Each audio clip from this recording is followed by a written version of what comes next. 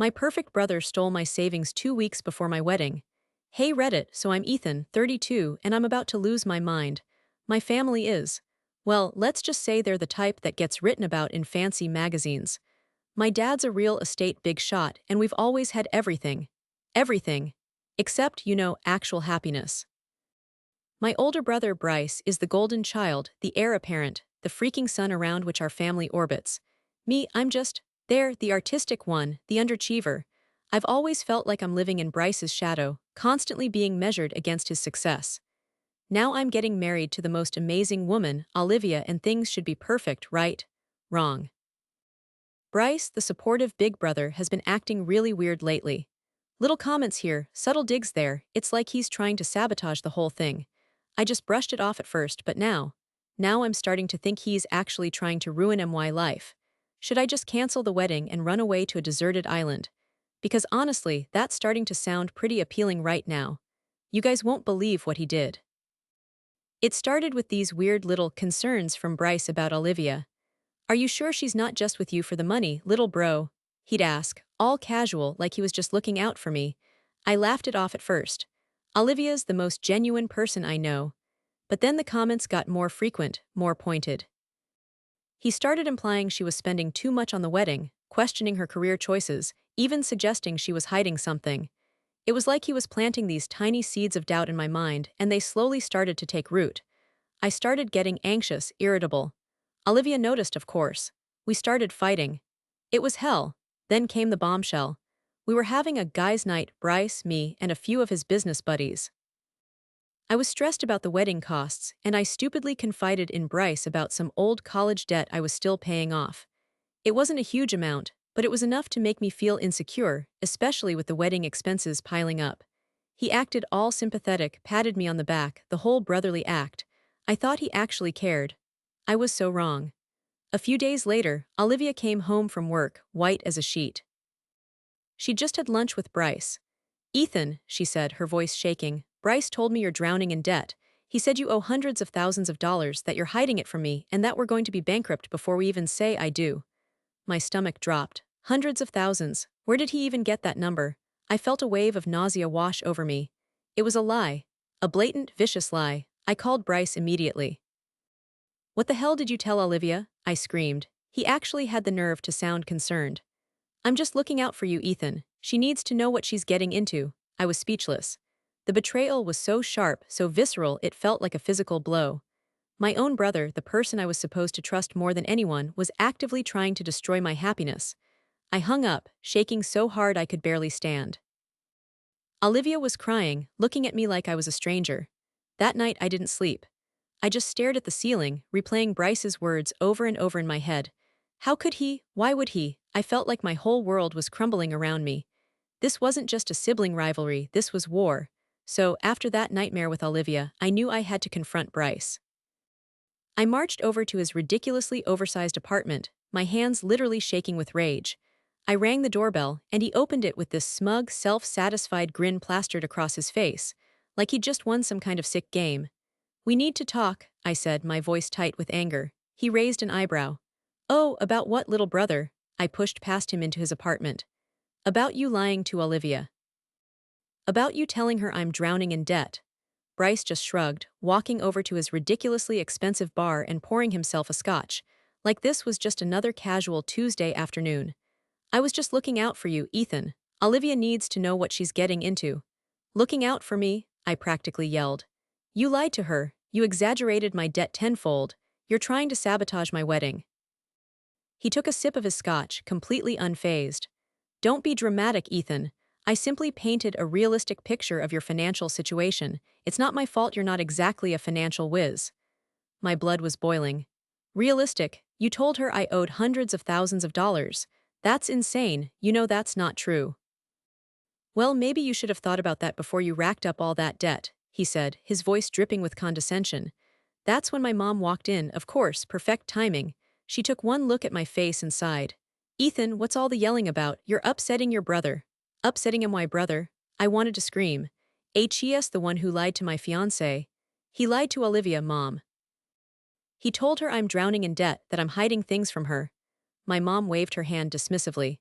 Oh, Bryce is just worried about you. He wants to make sure Olivia knows what she's getting into. It's perfectly natural for him to be concerned.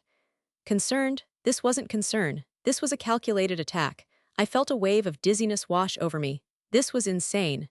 Mom, he completely fabricated the amount I owe. He inflated it by like 1,000%. He's trying to break us up, she patted my arm. Now, Ethan, don't be silly. Bryce would never do that. He loves you. She turned to Bryce. Isn't that right, dear? Bryce smirked. Of course, Mom. I just want what's best for Ethan. That was the moment. The moment I realized this wasn't normal. This wasn't just sibling rivalry. This was toxic. This was my family actively choosing to believe his lies over my truth. I felt a cold dread creep into my heart. I looked from my mom to Bryce, their faces both wearing the same infuriatingly calm expressions. I was trapped in some kind of twisted, alternate reality where up was down and black was white. And I knew, with a sickening certainty, that this was just the beginning. I just turned and walked out, slamming the door behind me. I needed to get out of there. I needed air. I needed to talk to someone who wasn't completely delusional. I called Olivia. I needed her. And suddenly, eloping to that deserted island didn't sound so crazy after all. A few days later, and things have gone from bad to nuclear. I'm starting to think my family subscribes to the deny, deflect, and destroy school of crisis management. First, my Aunt Carol, Bryce's godmother, and apparently his personal attack dog, called Olivia. Olivia told me Carol went on a tirade about how Olivia was a gold digger, how she was lucky a Sterling even considered her, and how she should be grateful for Bryce's concern. Are you kidding me? Grateful? This woman is insane. Then my grandmother called. My sweet, frail, usually clueless grandmother. She started by saying how disappointed she was in me, how I was embarrassing the family by fighting with Bryce. I tried to explain, to tell her what Bryce had done, but she just kept talking over me, saying things like, Bryce is such a good boy, and he would never do anything to hurt you intentionally. I swear, I almost threw my phone across the room. But the real kicker, this morning, I woke up to find my car keyed. Deep, jagged scratches down the entire driver's side. And guess what? Bryce's gym bag, conveniently containing his car keys, was accidentally left at my apartment last night after he popped by to apologize. He claims he doesn't remember being at my place. Right, because amnesia is a common side effect of Scotch, apparently. I'm beyond furious. I'm terrified. I'm starting to feel like I'm losing my grip on reality. Olivia is a wreck. She's constantly on edge, jumping at every phone call, every email. She keeps saying she doesn't want to cause any more problems, that maybe we should just postpone the wedding. The thought of postponing, of letting Bryce win, makes my stomach churn. But seeing her so stressed, so anxious, it's breaking my heart. I feel like I'm failing her. I've barely been able to eat or sleep. I'm a walking zombie. I can't focus at work. I'm making mistakes. I snapped at my coworker yesterday over something completely trivial. This whole situation is consuming me. I know I need to do something. I can't just let them walk all over me. This isn't a game anymore. This is my life, my future, and I'm not going to let them ruin it. I'm going to fight back. I just don't know how yet. Any advice, Reddit? I'm seriously at my wit's end. I'm starting to think I need a lawyer. And maybe a therapist, and a very large bottle of whiskey. I was a mess.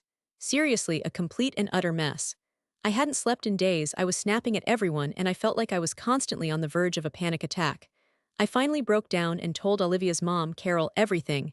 It was hard at first. Like, where do you even begin to explain this level of crazy? Carol, I started hesitantly. I don't know what to do. Bryce is, I trailed off, not even sure how to put it into words.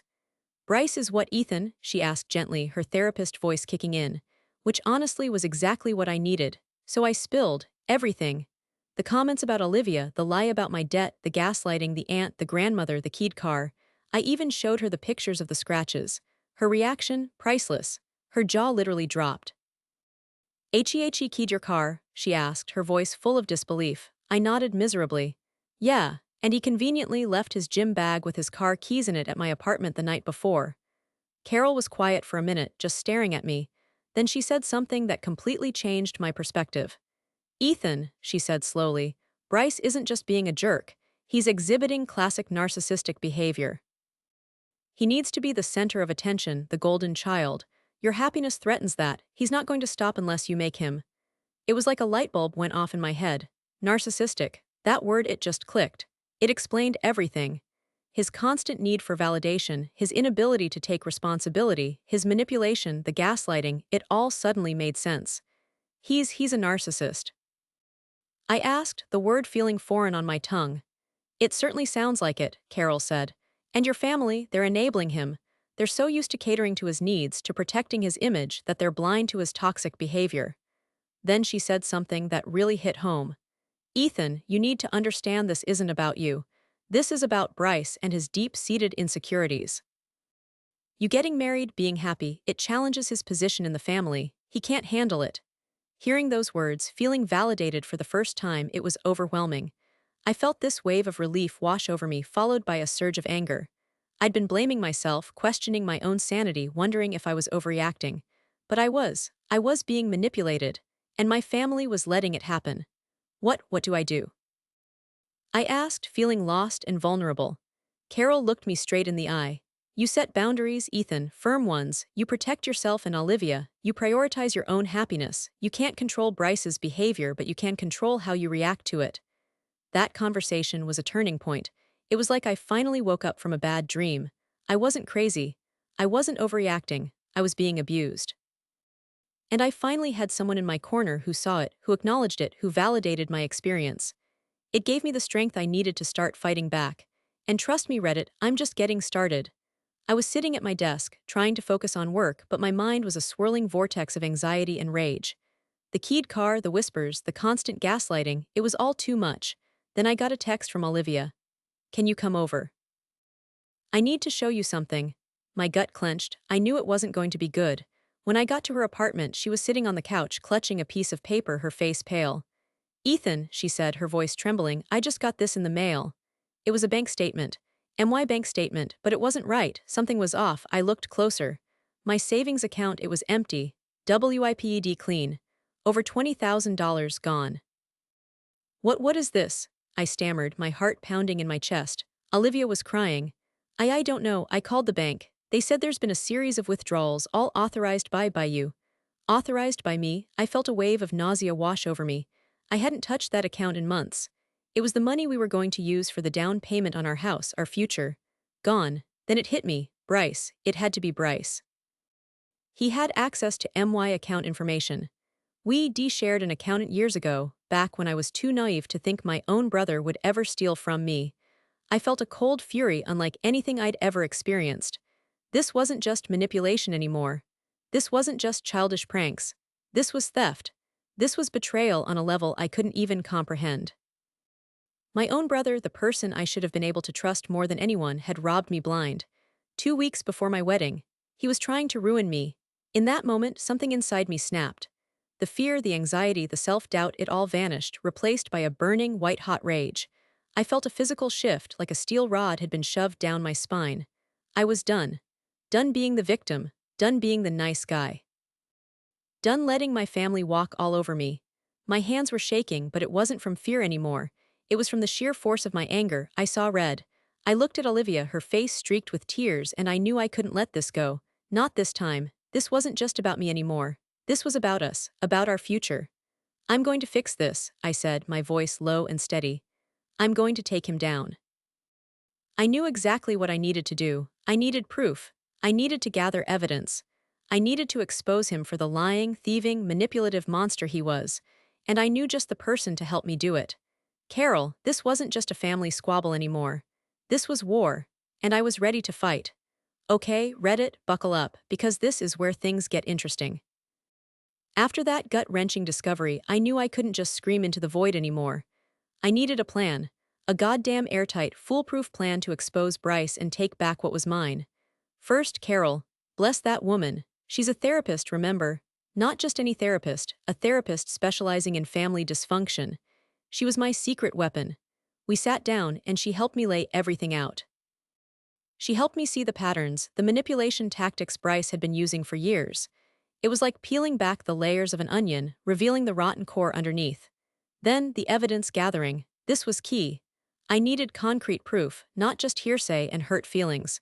So I started digging. I went through old emails, looking for anything that could corroborate my story. I found a few gems, including an email from Bryce, advising me to let him manage my savings for a little while. Convenient, right? Then I printed out bank statements showing the withdrawals, the times, the amounts all suspiciously close to major wedding expenses. I even contacted our old accountant, who, after some initial hesitation, confirmed that Bryce had indeed inquired about my account balance a few weeks prior. Boom. Next, witnesses. I knew I wasn't the only one who had seen Bryce's true colors. I reached out to a few old friends who had witnessed his manipulative behavior firsthand. They were hesitant at first, understandably worried about getting involved in family drama. But once I explained the extent of Bryce's actions, they agreed to provide written statements detailing their experiences. Checkmate. I compiled everything. Emails, bank statements, witness testimonies. I had a folder thicker than a dictionary. This wasn't just a hunch anymore, this was a damn case file. My strategy, full frontal assault. No more whispers, no more hushed conversations. I was going to confront Bryce and my parents at the same time, and not in some private setting. Oh no, I was going to do it publicly. At my family's annual gala. In front of everyone. It was a risky move, I knew. It could potentially sever ties with my entire family. But honestly, at that point, I didn't care. I was past caring. I was ready to burn it all down. The days leading up to the gala were a blur. I barely ate, barely slept. I was running on pure adrenaline and a burning desire for justice.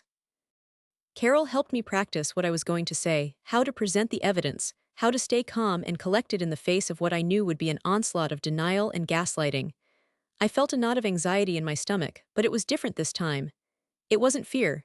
It was anticipation. I was ready, I was armed, and I was finally going to take back control. Bryce messed with the wrong brother. He was going down. The Sterling family gala. Crystal chandeliers, champagne flutes, and enough fake smiles to make your jaw ache. I walked in, my heart hammering against my ribs, the file tucked under my arm like a shield. I saw them across the room, Bryce, Mom, Dad, all smiles and air kisses, the picture of perfect family bliss. Disgusting. I took a deep breath, walked straight up to them and said, "We need to talk. Now, no pleasantries, no small talk. Just straight to the point." My mom frowned. "Ethan, this isn't the time." "Oh, I think it is," I said, my voice louder than I intended. Heads started to turn. "Good, let them stare." Bryce, ever the smooth operator, just smirked. "What's up, little bro, having second thoughts about the wedding?" Second thoughts? No. Second thoughts about remaining a part of this facade of a family? Absolutely. My dad finally spoke, his voice laced with annoyance. "Ethan, what the hell are you talking about?" "I'm talking about Bryce," I said, my voice rising with each word. "I'm talking about his lies, his manipulation, his theft." The word hung in the air, silencing the nearby chatter. The smiles on my parents' faces faltered. Bryce's smirk vanished, replaced by a look of panic. Good, I held up the file. I have proof. Emails, bank statements, witness testimonies, all documenting how Bryce systematically tried to sabotage my relationship with Olivia, how he lied about my finances, spread rumors, and even keyed my car. I tossed the file onto a nearby table. Oh, and let's not forget the grand finale, him draining my savings account 2 weeks before my wedding. My mom gasped. My dad's face turned a shade of purple I'd never seen before. Bryce just stared at me, his eyes wide with a mixture of shock and fear. The turning point, the power shift, it was palpable. "You stole my money," I roared, no longer caring who heard. "You tried to ruin my life, all because you can't stand the thought of me being happy." Bryce stammered. "Ethan, I can explain." "Explain what, Bryce?" I demanded. "Explain how you thought you could get away with this. Explain why you thought I would just let you walk all over me." He opened his mouth, but nothing came out. He looked at my parents, pleading with them silently for help. But they just stared at him, their faces masks of disbelief and, dare I say it, shame. "I'm done," I said, my voice shaking but firm. "I'm done with the lies, the manipulation, the constant comparisons. I'm done being your pawn, Bryce, I'm done." I turned to my parents. "And you," I said, my voice laced with disappointment. "You enabled him. You chose to believe his lies over my truth. I'm not sure I can ever forgive you for that." Then I did something I never thought I'd do. I walked away. I walked away from the gala, from the whispers, from the fake smiles. I walked away from the family that had never truly seen me, never truly valued me. And you know what? It felt amazing. Later that night, Olivia met me at my apartment. We ordered pizza, drank cheap champagne, and celebrated. We celebrated our escape. We celebrated our future. We celebrated the fact that we had won. It wasn't pretty, it wasn't perfect, but it was ours. And that's all that mattered. We were free. It's been 6 months since the gala, since the explosion that rocked the Sterling family to its core. The fallout, messy, as predicted. My parents were initially in denial, of course. They tried to smooth things over, to brush it all under the rug like they always did. But this time, it was different. The evidence was too damning, the public humiliation too great. They were forced to acknowledge Bryce's actions, at least to some extent. There was a lot of hushed conversations, closed-door meetings, and tense phone calls. Ultimately, Bryce was, well, ostracized is a strong word, but he definitely faced consequences. He was removed from his position in the family business, temporarily, they say, but I doubt he'll ever regain the same level of power. He's become a bit of a pariah in our social circle, too. People still whisper, still stare. Karma, baby, Olivia and I, we eloped. Screw the big, fancy wedding. We went to the courthouse, said our vows, and then flew to Hawaii. It was perfect. Just us, the ocean, and the sweet, sweet taste of freedom. The brothers, low contact, we haven't spoken since the gala. I don't miss him, not even a little. Maybe someday, down the line, we can rebuild some semblance of a relationship. But right now, I need space. I need to heal. As for me, I've changed. This whole ordeal, it broke me, but it also built me back up, stronger. I learned to trust my gut, to set boundaries, to prioritize my own well-being. I learned that family loyalty shouldn't come at the expense of my own happiness. I realized my worth. And that, Reddit, is a lesson worth more than all the money Bryce stole. It's still hard sometimes. I still have moments of anger, of sadness, of disbelief. But I'm working through it. Therapy helps. Olivia helps. Building a life that is truly mine helps. So, Reddit, what do you think? Have you ever dealt with a toxic family member? How did you handle it? Did you cut ties? I'm curious to hear your stories. Because sometimes, sharing your experience is the first step towards healing.